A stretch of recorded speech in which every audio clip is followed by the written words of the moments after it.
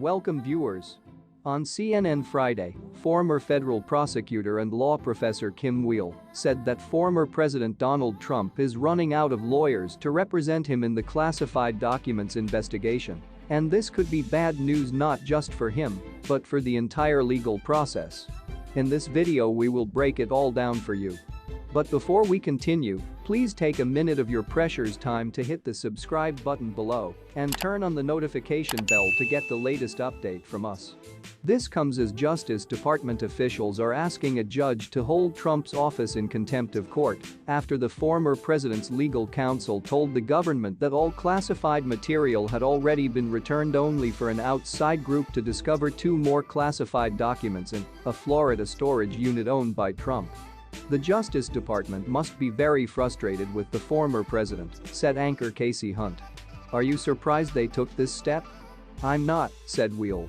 We've seen now over almost 2 years the Trump team saying they will return the documents. We have no more documents. As of June there was an attestation that everything had been turned over, and then there was the execution of the warrant in August, when thousands of documents were found. And then, as was indicated just recently in the last week or so, additional documents.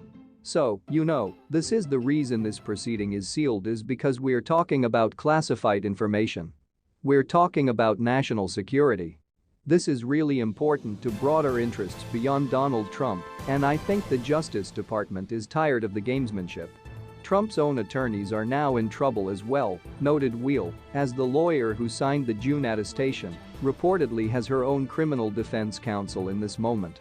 Donald Trump is running out of options to delay the proceeding, to delay the investigation, but he's also running out of lawyers and good lawyers, and that's not a good thing for the justice system overall, said Weil.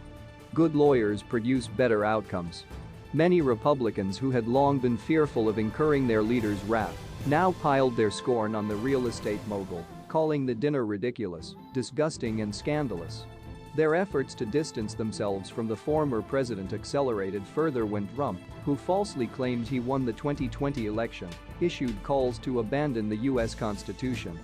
And the point was driven home yet again Tuesday when one of Trump's most famous protege candidates, former American football player Herschel Walker, lost a bid for a Senate seat in the state of Georgia. Trump has also had a number of high-profile donors publicly state that they are not interested in supporting his 2024 campaign, Brown told AFP.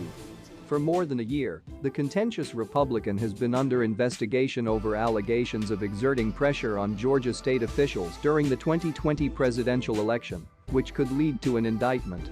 And the congressional committee investigating his responsibility for the attack by his supporters at the U.S. Capitol on January 6, 2021, is set to release a voluminous report in the coming weeks. The panel has already indicated that it would recommend indictments without specifying who could be targeted. The decision of whether or not to charge the former president will ultimately rest with Attorney General Merrick Garland, who in mid-November appointed a special prosecutor to independently investigate Trump. The courts have already found his family business guilty of tax evasion, a blow for the ex-businessman, although he himself has not been tried. The billionaire, known for his inflammatory speeches to rallies of red-hatted supporters, has not held any campaign event outside his residence at the Mar-a-Lago Golf Club in Florida since declaring his candidacy in November.